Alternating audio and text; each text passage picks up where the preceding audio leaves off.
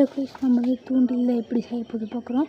தூண்டிலுக்கு தேவை குச்சி, நரம்பு, முள், வெயிட்டுக்கு கல், நெட், அந்த மாதிரி வாங்க செய்யலாம்.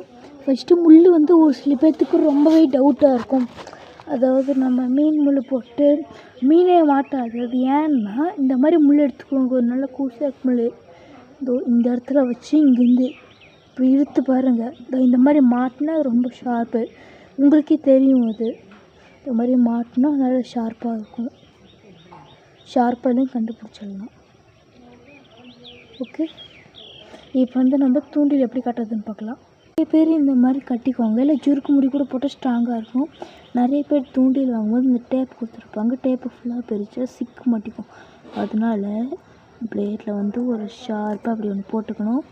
இங்கே 2 டேப் இருக்குது, 2 ஷார்ப் போட்டுடலாம். ஷார்ப் போட்டுட்டா உங்களுக்கு நார்மலாக இந்த மாதிரி டேப் வந்துடும்.